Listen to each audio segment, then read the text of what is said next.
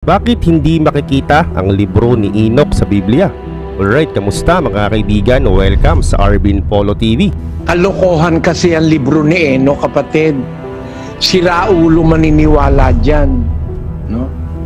Tanda mo, nuulit ko, lahat ng maniniwala dyan sa libro ni Enoch, sira ulo niyan. Ano-ano nga ba ang nilalaman ng libro ni Enoch?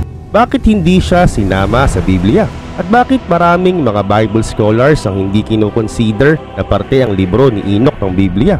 At ang pinakamahalagang katanungan, sinong bukod tanging samahan o sekta ang isinama ang libro ni Enoch sa kanilang Biblia?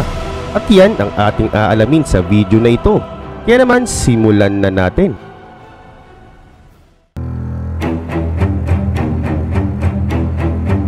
Ang libro ni Enoch ay makukonsider nating bilang Sodi Bigrapa. Ang ganitong uri ng mga libro isinulat pa mula pa noong 200 BC at AD 300. Ano nga ba ang BC at AD? Ang BC ay before Christ o bago dumating si Kristo.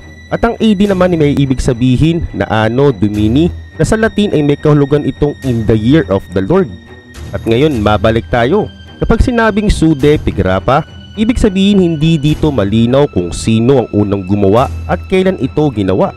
Sa makatuwid ang libro ni Enoch ay hindi kinasihan ng Diyos o sa madaling salita, hindi ito kasama sa Canon of the Scriptures. Ano ba ang Canon of the Scriptures? Ito ay isang koleksyon ng mga aklat na binubuo ng mga sagradong kasulatan o Biblia ng mga Hudyo at mga Kristiyano.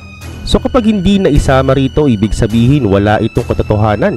At karagdagan pa, sabi ng ilan noon, kaya Book of Enoch ang pamagat ng libro ay dahil si Enoch mismo ang sumulat nito dahil nabanggit siya sa Genesis nung simula pa lang.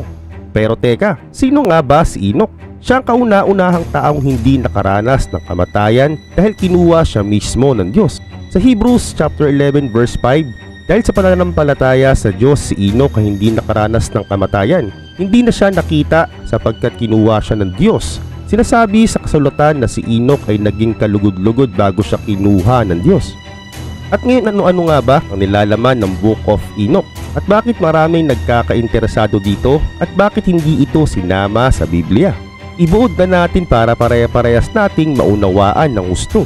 Ang Book of Enoch ay nahati sa 5 divisions: Book of the Watchers, Book of the Parables, the Astronomical Books, Book of Dream Visions, at ang pinakahuli, the Epistle of Enoch. So ngayon simulan natin ang buod ng Book of the Watchers. Nakapaloob sa unang section ng librong Enoch ang pagbagsak ng mga Watchers at mga Nephilim. Piniliwanag din dito ang experience ni Enoch nang siya'y pumunta sa langit. At kasunod pa nga nito ang karanasan niya nang pumunta siya sa Sheol, o ito yung daigdig ng mga patay sa ilalim ng lupa. Pinakilala nga rin sa librong ito ang pagkatao ni Enoch. At kasama rin sa libro ang mga gantimpala, ang mga kaparusahan at ang katapusan ng mundo. Oo, pati final judgment ay makikita mo rito. Karagdagan pa, nakasulat din dito ang mga anghel at ang Tree of Life. Kasama pa ang Jerusalem at ang buong kalawakan. At ganoon pa man ang kasunod naman ng Watchers ay ang Parables. Dito naman mula sa chapter 37 hanggang 71, piniliwanag dito ang mangyayari sa paghuhukom. Tinalakay din dito ang 4 na arkanghel. At sa ikalawang parable naman tinalakay dito ang bagong langit at bagong lupa. At nabanggit pa nga rito ang anak ng Diyos o ang Mesaya. At kasama pa nga dito ang muling pagkabuhay muli ng mga tao. At sa ikatlong parable naman tinalakay dito ang baha sa panahon ni Noah. Dagdag pa, nabanggit din sa seksyong ito ang patungkol kay Behemoth at Leviathan. At nabanggit din dito kung saang lugar paparusahan ng mga tao. At pati na ang paraiso o langit tinalakay din dito. At ngayon dumako na nga tayo sa ikatlong division. At pinag-uusapan naman dito ay ang Astronomical Book. Mula chapter 22 hanggang chapter 82, tinalakay lang dito ang patungkol lang sa kalawakan, sa araw, sa buwan, sa mga bituin at sa hangin. Nabanggit din dito ang 4 na quarters of the world: 7 mountains, 7 river at 7 great island. At ngayon, ang ika-4 naman na division sa book ay ang Book of Dream Vision. Ito'y mga hula mula sa malawakang pagbaha hanggang sa buong istorya ng Israel. At may hula nga rin dito ang mula kay Noah hanggang sa pagdating ng Panginoong Hesukristo. At ngayon ang pinakahuling division naman ay ang Epistle of Enoch. Tinalakay dito ang iba't ibang mangyayari pagdating ng Judgment Day. Piniliwanag din dito ang mangyayari sa taong mabubuti at mga taong makasalanan. So ibig sabihin nakapokus ang seksyong ito sa mga magaganap, sa mga mangyayari sa mga tao pagdating ng panahon. At ngayon kung ating sisaya sa atin ng maigi ay halos karamihan sa mga content ng libro ni Enoch ay makikita mo rin talaga sa Biblia. Gaya na nga lang ng mga anghel, kamatayan, katapusan ng mundo at marami pang iba. Pero don't get me wrong, dahil hindi porket nakita mo rin ito sa Biblia ay paniniwalaan mo na agad. Bakit kamo? Napakaraming mga dalubhasa at mga mahuhusay na scholars ang sinasabi na hindi mismo si Enoch ang sumulat nito. Oo, pati ang mga magagaling na mga theologians ay hindi naniniwalang si Enoch mismo ang pinaka-author nito. Dahil kung susuriin maigi, si Enoch ay nabuhay bago pa man dumating ang pandaigdigang baha. So sa makatuwid kung sumulat nga siya ng libro ay malaki ang tsansa na nawala na ito dahil sa baha. Kaya naman paniniwalaan ng libro ni Enoch ay marami nang sumulat at pinagsama-sama na lang ito sa iisang libro. So sa makatuwid isa lamang itong compilation. Pero bakit Book of Enoch ang nilagay nilang title? Sabi ng mga scholars kaya Book of Enoch ang nilagay para maakit ang mga tao na magbasa nung panahon nila. Dahil nga naman si Enoch ay walang dudang sumunod talaga sa Diyos kaya siya kinuha at hindi na nakaranas pa ng kamatayan.